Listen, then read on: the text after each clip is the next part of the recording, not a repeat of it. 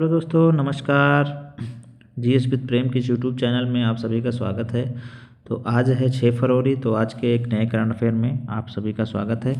तो चलिए शुरुआत करते हैं 6 फरवरी के current affair mind map current affair से। जी हाँ, जैसा कि आप लोग जानते हैं कि यहाँ पर आपको hand written current affair notes उपलब्ध कराया जाता है और आपको करंट की नोट्स किस तरह बनानी है उसी फॉर्मेट में आपको डायरेक्ट उपलब्ध करवा दिया जाता है। आप यहाँ से इस क्लास को करके आप अपने करंट नोट्स भी बना सकते हैं हूबहू, और इसी तरह आप देख सकते हैं कि करंट की नोट कैसे बनाई जाती है कम शब्दों में। और यहाँ पर आपको माइंड मैप के माध्यम से करंट अफेयर की नोट्स बनवाई जाती है, जो कि आपको याद करने में भी आसानी होती है और आपको ज़्यादा अच्छे से नोट्स बनाने के लिए भी आपके लिए उपयोगी होता है। तो चलिए शुरुआत करते हैं पहले सवाल से। आज 6 फरवरी के पहले सवाल से देखेंगे हम लोग। तो पहला सवाल है कि किस ग्रामीण बैंक ने भारत का पहला आरआरबी सह branded RuPay credit card launch किया है? जी हाँ, तो इसे त्रिपुरा ग्रामीण बैंक ने लॉन्च किया है अगरतला में। जी हाँ, इसे आप लोग याद रखेंगे। तो इसे किसने लॉन्च किया है? त्रिपुरा ग्रामीण बैंक ने, और इसने अपना पहला आरआरबी सह branded RuPay credit card launch किया है। और यह अपनी स्वर्ण जयंती, जी हाँ, 50 साल पूरे होने के उपलक्ष्य में, जैसा कि आप लोग जानते हैं 50 साल पूरे होने पर स्वर्ण जयंती मनाई जाती है। और इसने पीएनबी पंजाब नेशनल बैंक के सहयोग से इसे लॉन्च किया है। रुपे कार्ड आधारित यह कार्ड भारत की स्वदेशी कार्ड भुगतान प्रणाली रुपे नेटवर्क पर संचालित होता है, जिसे national payment corporation of India NPCI ने विकसित किया है। तो इसे आप लोग याद रखेंगे। यहाँ पर हमने रुपे कार्ड के बारे में भी जान लिया। यह एक स्वदेशी कार्ड भुगतान प्रणाली है रुपे कार्ड, जो कि रुपे नेटवर्क पर संचालित होता है। यह national payments corporation of India NPCI के द्वारा विकसित किया गया है। तो इसे आप लोग याद रखेंगे। तो इस तरह हम लोग पहला क्वेश्चन देख लिया। अब हम लोग चलेंगे आज के दूसरे सवाल पे। दूसरा सवाल देखेंगे। जी हाँ, दूसरा भी सवाल बहुत इंपॉर्टेंट है। देखेंगे कि आईओसी इंटरनेशनल ओलंपिक कमेटी अंतर्राष्ट्रीय ओलंपिक समिति ने किस देश में अपनी पहली महिला सदस्य चुनी गई है? जी हाँ, किस देश से अपनी पहली महिला सदस्य चुना है इसने? तो यह है ईरान। जी हाँ, ईरान देश की बैडमिंटन खिलाड़ी शोरिया, जी हाँ, शोरिया अघाई हाजी आगाह, जी हाँ, शोरिया अघाई हाजी आगाह को इसने पहली महिला सदस्य के रूप में चुना है। और इसने 4 फरवरी 2026 को इंटरनेशनल ओलंपिक कमेटी के 145वें सत्र में इटली मिलान में चुना। तो इसे आप लोग याद रखेंगे कि अंतर्राष्ट्रीय ओलंपिक समिति के ईरान की पहली महिला सदस्य चुनी गई हैं और ओलंपिक समिति में। और यहाँ पर आईओसी की बात करें तो यह ओलंपिक खेलों के आयोजन, ओलंपिक मूल्यों के प्रचार और वैश्विक खेल प्रशासन की निगरानी के लिए जिम्मेदार होता है। और आईओसी की बात करें तो इसकी स्थापना 23 जून 1894 में पेरिस, फ्रांस में की गई थी। इसके हेड की बात करें तो क्रिस्टी कोवेंट्री हैं और इसका हेडक्वार्टर जो है लुजाने स्विट्जरलैंड में है। तो इसे भी आप लोग याद रखेंगे। तो यहाँ हम लोगों ने आईओसी से संबंधित सभी फैक्ट जान लिए। तो अंतर्राष्ट्रीय ओलंपिक समिति ने किस देश से अपनी पहली महिला सदस्य चुना है? तो यह ईरान की बैडमिंटन खिलाड़ी शोरिया अघाई हाजी आगाह है। इसे आप लोग याद रखेंगे। तो हम लोग यहाँ दूसरा क्वेश्चन देखिए। अब हम लोग चलेंगे आज के तीसरे सवाल पर। जी हाँ, तीसरा सवाल देखेंगे। तीसरा सवाल है कि 16 वर्ष से कम उम्र के बच्चों के लिए सोशल मीडिया पर प्रतिबंध लगाने वाला पहला यूरोपीय देश कौन बना है? जी हाँ, 16 वर्ष से कम उम्र के बच्चों के लिए सोशल मीडिया पर प्रतिबंध लगाने वाला पहला यूरोपीय देश कौन बना है?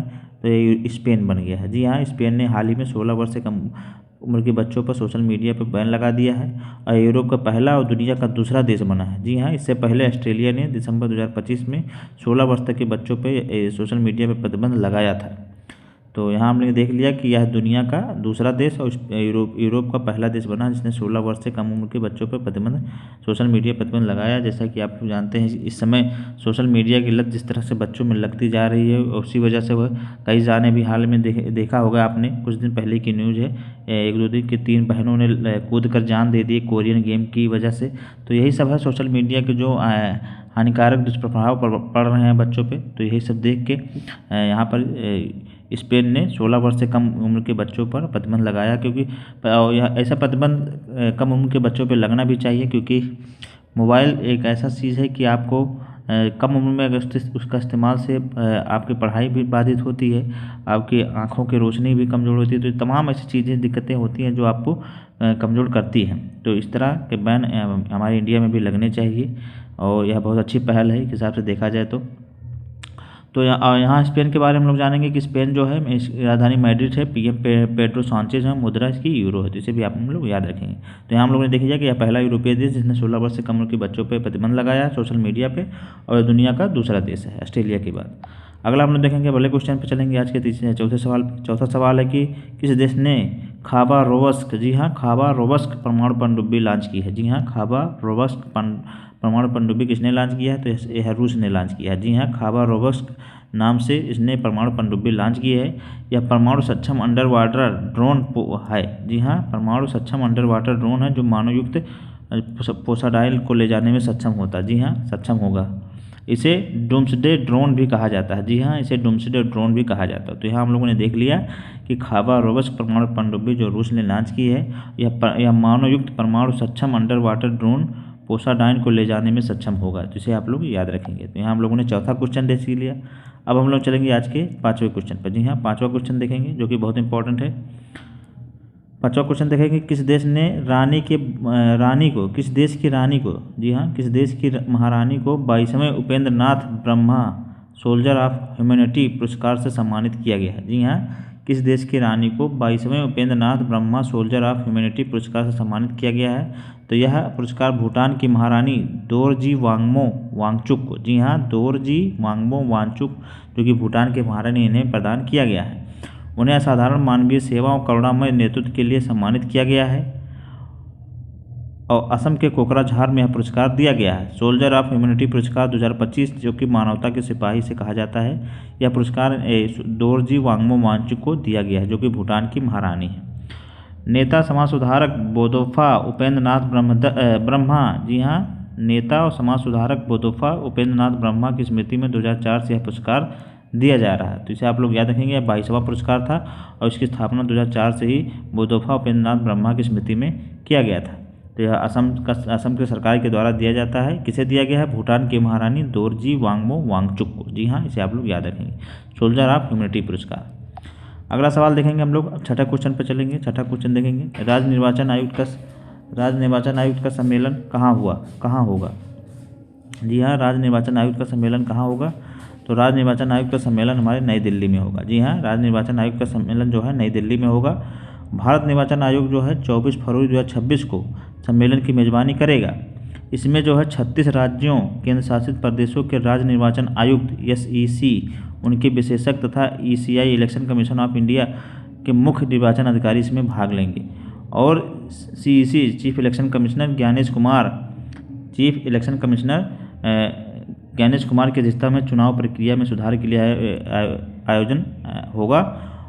और सबसे बड़ी चीज़ इसमें 1999 के बाद यह पहला ऐसा आयोजन हो रहा है। जी हाँ, 1999 के बाद यह पहला ऐसा आयोजन है जो हो रहा है और इसमें सभी 36 राज्यों के शासित प्रदेशों के राज्य निर्वाचन आयुक्त इसमें भाग लेंगे और चुनाव की प्रक्रिया को आसान बनाने उसके सुधार करने के लिए आयोजन किया जा रहा है। हमारे चीफ इलेक्शन कमिश्नर जो हैं ज्ञानेश कुमार, इसे भी आप लोग याद रखेंगे। और निर्वाचन आयोग की बात करते हैं तो ये आर्टिकल 324 में है, इसे भी आप लोग याद रखेंगे।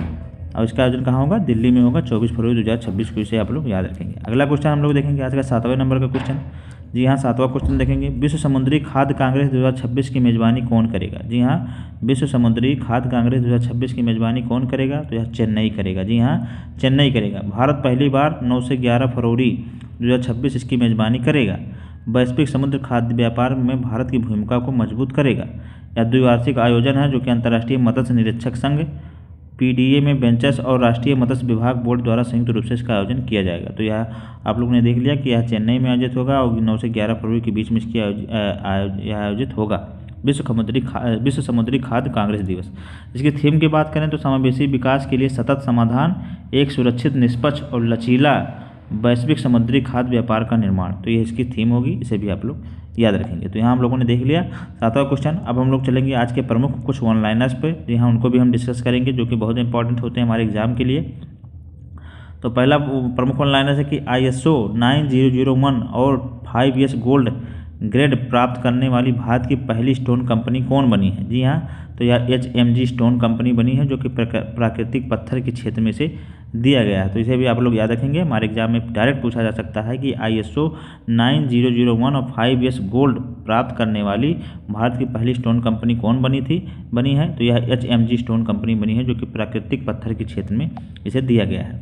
अगला देखेंगे किस प्रख्यात समाजशास्त्री का निधन हो गया? जी हाँ, अभी हाल ही में एक समाजशास्त्री का निधन हो गया। तो उनका नाम है प्रोफेसर एमेरिटस आंद्रे बेटेल। जी हाँ, प्रोफेसर एमेरिटस आंद्रे बेटेल जो कि इन्हें 2005 में पद्म भूषण से भी सम्मानित किया गया था। एक लेखक भी हैं और पश्चिम बंगाल में यह जन्मे थे 30 सितंबर 1934 को। तो इसे भी आप लोग याद रखेंगे, क्योंकि तमाम हमारे एग्जाम में कभी कभी जन्म से या जो हाल ही में निधन होते हैं उनके बारे में एग्जाम में पूछ लिया जाता है, तो इसे भी आप लोग याद रखेंगे। अगला हम लोग देखेंगे 24वां बसंत उत्सव कहाँ मनाया जा रहा है। तो यह साईं आंगन गुरुग्राम राजस्थान, जी हाँ, थीम राजस्थान के रूप में राजस्थान के जो कला संस्कृतियों के बारे में इसे देखा जाता है, वहाँ के राजस्थान के बारे में यहाँ पर इस उत्सव में मनाया जाता है। तो इसे साईं आंगन गुरुग्राम राजस्थान में मनाया गया, तो इसे आप लोग याद रखेंगे। अगला हम लोग देखेंगे, अगला वन लाइनर रिक्लेमिंग इनक्रेडिबल, जी हाँ, ये पुस्तक से संबंधित है, बहुत इंपॉर्टेंट है, इसे आप लोग जरूर याद कर लीजिए, अपने नोट्स भी लिख लीजिए। इसे नोट्स आप बनाइए, इसका नोट्स जरूर बनाइए, यह बहुत इंपॉर्टेंट है।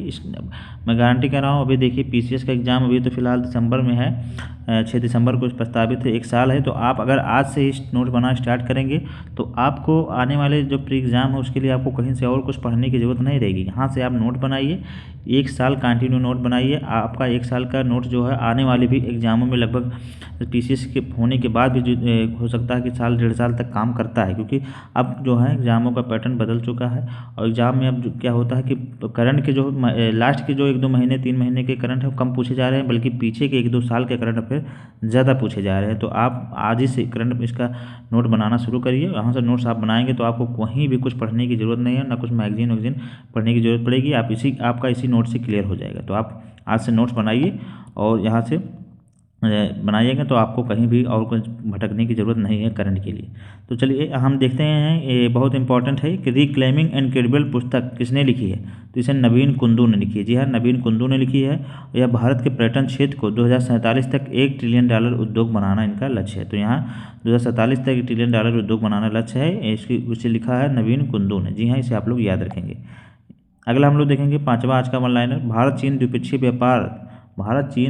व्यापार 2025 में रिकॉर्ड कितने अरब डॉलर तक पहुंच गया है। तो यह 155.6 अरब डॉलर, जो कि पिछले वर्ष की तुलना में 12% की वृद्धि हुई है। और चीन को भारतीय निर्यात में 9.7% की वृद्धि हुई है, इसे भी आप लोग याद रखेंगे। तो यहाँ पर कुछ 2-3 फैक्ट हमको याद रखना है कि भारत चीन द्विपक्षीय व्यापार रिकॉर्ड कितने डॉलर पहुँच गया अरब डॉलर। तो यह 155.6 अरब डॉलर पहुँच गया है, पिछले वर्ष की तुलना में 12% की वृद्धि हुई है। और चीन को भारतीय निर्यात में 9.7% की वृद्धि हुई, इसे भी आप लोग याद रखेंगे। अगला हम लोग देखेंगे स्पेस एक्स और XAI मेगा के अधिग्रहण के बाद एलन मस्क की कुल संपत्ति कितनी हो गई है। तो इनकी अब कुल संपत्ति 852 अरब डॉलर हो गई है। और यह 800 अरब डॉलर के पहले व्यक्ति हो गए। 800 अरब डॉलर संपत्ति के पहले व्यक्ति हो गए हैं। 1.5 ट्रिलियन डॉलर इनकी कुल संपत्ति हो गई है, जिसे आप लोग याद रखेंगे। तो यहाँ हम लोगों ने देख लिया कि स्पेस एक्स और XAI मेगा के अधिग्रहण के बाद एलन मस्क की कुल संपत्ति कितनी हो गई है, 852 अरब डॉलर, इसे आप लोग याद रखेंगे।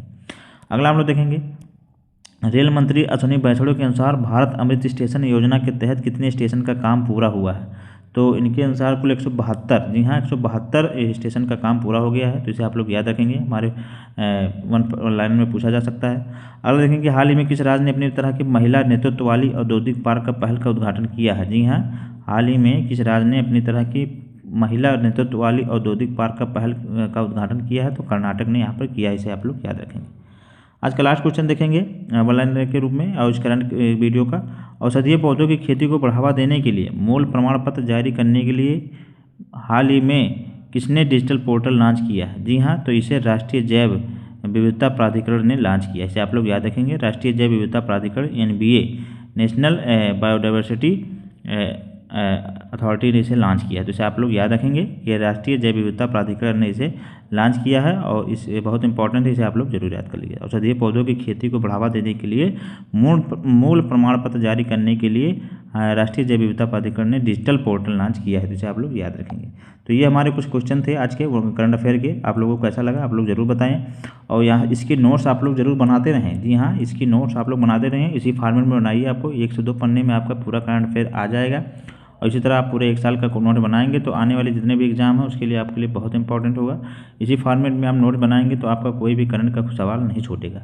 तो आप लोगों की क्लास कैसी लग रही है आप लोग ज़रूर बताएं। इसी क्लास को आप लोग ज़्यादा से ज़्यादा लोगों को शेयर करें, ज़्यादा से ज़्यादा लोगों को से जोड़ें।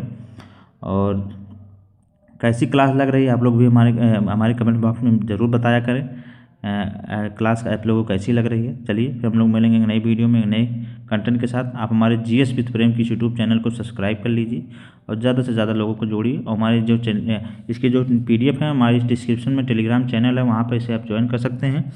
वहाँ इसकी जो PDF है आपको शेयर कर दी जाएगी और वहाँ से आप इसका नोट भी बना सकते हैं। तो चलिए फिर हम लोग मिलेंगे नई वीडियो में नए कंटेंट के साथ। तब तक पढ़ते रहिए, स्वस्थ रहिए, मस्त रहिए। नमस्कार, जय हिंद।